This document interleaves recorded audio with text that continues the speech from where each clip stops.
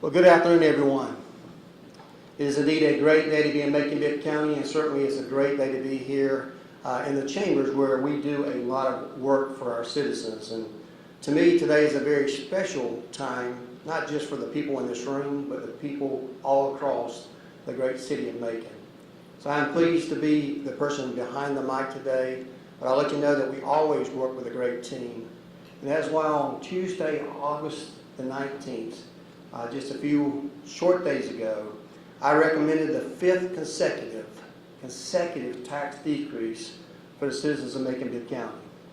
And not only that, the commissioners voted unanimously to pass that savings on to our citizens. Many of you have asked how we've been able to do this while we continue to fund our budget and while we continue to make important and fund all the departments that we have. And so many of our local governments around us, not only them, but the people that live in those communities, have asked us, how does Macon-Bibb County able to do this while we see an increase in our property taxes? Well, you know what? The reason is very simple. Very simple. It's called fiscal responsibility. This is when you balance your budget, you minimize your deficits, and you manage the debt levels to ensure that long-term financial health of our government. You know, we have moved our community forward by implementing policies that stimulate economic growth through investment in things like infrastructure, tourism, and innovation, while avoiding excessive regulation that stifles the business development. You know, those policies and investments have led to strong continued growth in Macon, and they ultimately allowed us to reduce the tax burdens on our residents. Even with these historic reductions, we are in a stronger financial position than we have ever been. If not, how else could we do the following? Number one, invest $50 million in roads and infrastructure, to pave 20 years of roads in just 1 year, to increase the public safety funding by $28 million, not just over a period of years, but each year annually, to construct a world-class amphitheater and begin planning for a world-class arena right here in our community, to design and to build a state-of-the-art convention center, expand the airport runway, build a brand new FBO that we all can be proud of and that everyone can see when they go by, and yes, attract new airlines and new transportation to Macon-Bibb County. At the same time, we'll be able to expand and significantly upgrade our law enforcement center, which I had the pleasure to review today. Our final person is going to look to create something special at the law enforcement center to take care of any issues we may have, because it's a priority. It's a priority just like all the other things that I just mentioned from our citizens. But not just that, we continue to build a stronger Macon together. And that's why we all unite to do things like welcome in a new national park in our community. Not only a new national park, the 64th in the United States and the 1st in Georgia. But we're not done looking for ways that we can help our people. The people of Macon-Bibb County that want it so much. Whether that's improving our neighborhoods or reducing the tax burden, especially for some of our most vulnerable citizens. On Tuesday, September the 2nd, I will be recommending to the Commission to pass a resolution asking our local legislative delegation to introduce legislation that will establish a new homestead exemption on ad valorem and property taxes, not just for Macon-Bibb County, but for Macon-Bibb County and the Bibb County's public school system. On the screen, you're going to see some information. And I'd like to take a couple moments just to go over what you're looking at. You can view a graduated scale of increased exemptions for ages 65, 75, and 85. One thing to keep in mind, this carries no income requirement at all. Doesn't matter what you make, which changes the way things have been done lately. As you can see by this property tax exemption chart that we have here, those that are 64 and under now receive only $7,000 from the county, $7,000 homestead exemption from the school system for a total of $14,000 exemption. This is a no income we're talking about. There is a 62 currently in place with the school system right now, but you can't make more than $8,000 or $10,000 per year.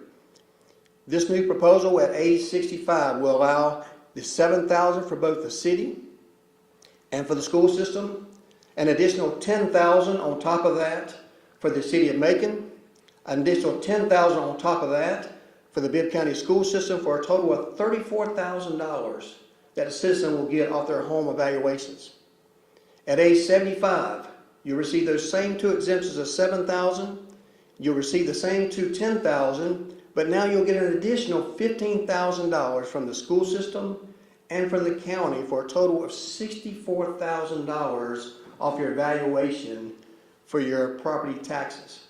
One important thing to note on age 75 is there are numerous properties in our community now, some close to 300, that at age 75, because of the value of their homes, will no longer pay school taxes and no longer pay county taxes at all at that point.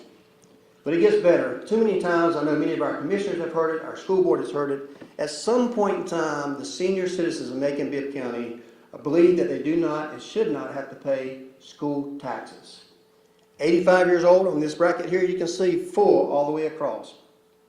That means anybody in Macon Bibb County that owns their home that is 85 years old or older would no longer pay property taxes, county or with the school system, if this exemption goes forward.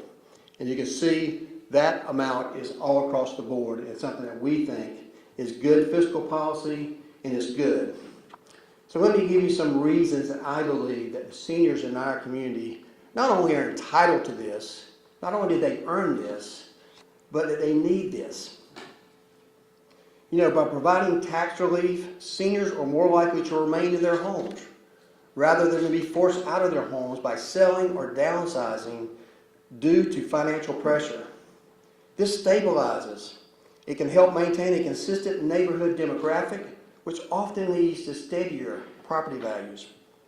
Lower tax burdens can diminish the risk of foreclosures for seniors who might struggle to pay taxes, especially on a fixed income. I can't tell you how many times I receive calls from people or emails or messages from people in our community that are caring for a loved one that's 75 and 85 years old. They're already having a hard time making ends meet just because of natural environment and economics. And the last thing they need to worry about is whether they have to pay school taxes or property taxes on a property that they've earned and worked for a long period of time. This matters to them, it's important to them, and this is one way, a small part that we can do to help them along the way. By reducing the tax burden on seniors, they will have more disposable income available. You think about it, if they don't have to pay the property taxes and they have disposable income, they're going to buy things in our community. They're going to help our local businesses by buying those consumer staples or going out to that dinner or buying those groceries or things of that nature. The surplus can be used for these goods and these services, stimulating more demand in our community and supporting more local businesses. With these additional funds, guess what else they can do? They can invest in much needed home renovations. How many times have you heard from someone in your community that says, I wish I had money to fix my roof, or maybe the porch, or maybe the stairs, or maybe I could upgrade my HVAC? This money they could use instead of paying the county property taxes, instead of paying school taxes for children they don't have in school, or maybe don't even have grandchildren by that age. It's much needed money that they could use for improvements. And guess what happens when you give them money to make improvements to their houses? They hire good local contractors that feed their families, who pay small business permits in our community, that hire people from our community and give people good quality jobs. Yes, with seniors facing lower tax burden, the financial pressures on their families may decrease. Their mental health is better. You know, one of the things we experience in our community a lot of times is blight. Blight has gone abandoned for a while, but you know, a lot of that blight is because of heir property. You think about it, a lot of times they have to make those decisions. Do I get there? Do I make these improvements for my 85-year-old mother who passed away? And they have all this large debt on the property. Think about how easier they can make those improvements and take care of that estate and put that property back out there to use, or perhaps take it and keep it in their family as well. This helps with that situation. This will lead to better economic stability for younger generations as well, by allowing them to allocate more funds for education, local investments, and the health and well-being of themselves and their family. So just in conclusion, Our reduction is our success.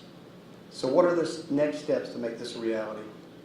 With a vote to approve this resolution on this Tuesday night, September 2nd, we will forward it to our local delegation so they can take this issue up their next session, which begins in January. With state approval, the matter will be put forth to voters in Macon-Bibb County as a referendum to allow you sitting at home to cast your vote next November to decide whether or not you believe this senior exemption is in the best interest of Macon-Bibb County and all of its citizens. Personally, as mayor, I hope you will join me in support of this effort, letting your friends know, your family know, your neighbors know, and more importantly, elected officials, how this will improve the lives of you, your families, and our community. At this time, that's all that I have to say on this matter here. We will be sending our agenda out, but I am happy to answer any questions from media, one at a time while we are still live, to answer any questions that you may have, and we'll have a microphone out back. And please make sure you speak into that microphone, and I'll answer any questions that I'm able to answer today. And if for some reason I'm unable to answer those questions, I will get your response back just as soon as possible. So thank you very much for being here today. It's still a great day to be in Macon-Bibb County, and certainly our seniors deserve the very best. We're one of the first communities that have recognized our seniors, and we're going to continue to do that at least as long as I am mayor of Macon-Bibb County. So this time I'd open up the floor for any questions that the media may have. Would this be retroactive?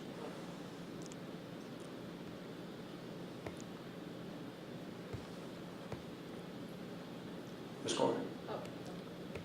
So would this be retroactive, or is it written just, whenever it goes in place going forward? So the resolution will work its way through the commission, through the local delegation. It will pass the General Assembly, be signed by the governor, and if it's signed by the governor, it will be on a referendum next November. Once it passes, the effective date will be the first day of January of the next year. That's the age-on date, and that's when the tax would go into place.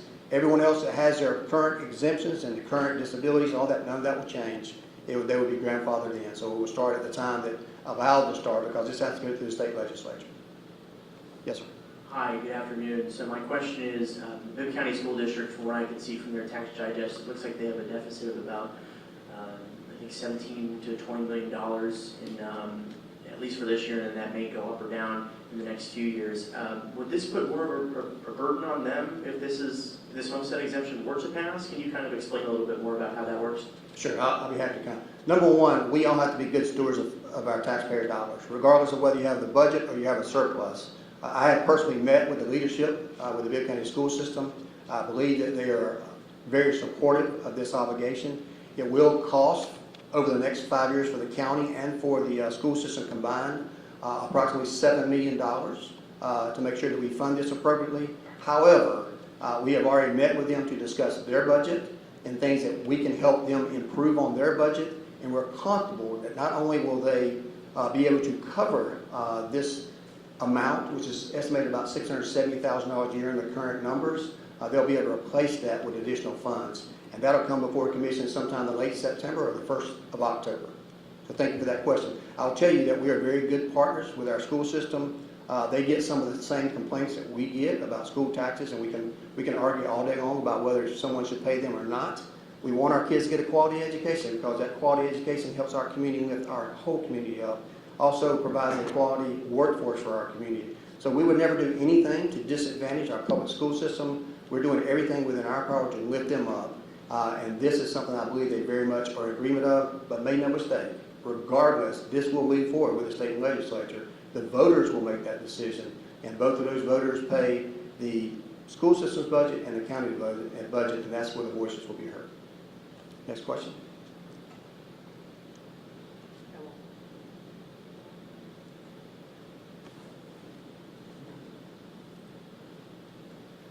So our local delegation hasn't met in probably more than a year. I mean, not even to discuss the possible third term. How receptive do you think they'll be to this, and what kind of is our relationship? Well, I think that 2026 is an election year.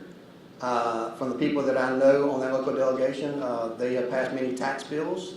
I do not believe they'll do a disservice to the citizens of Macon-Bibb County by refusing to put this forth ultimately, it's going to be the voter in Macon County who decides whether or not they want to support this, where the avenue that works through. So I feel confident that they will take up this matter as well as some other matters that may come up before them as far as legislative priorities for Macon County between now and then.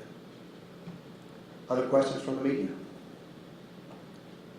Thank you very much for being here today. It appears there's no other questions. If you have any additional questions that you'd like to talk to on a one-on-one basis, I'll be happy to answer those. So this concludes our press conference.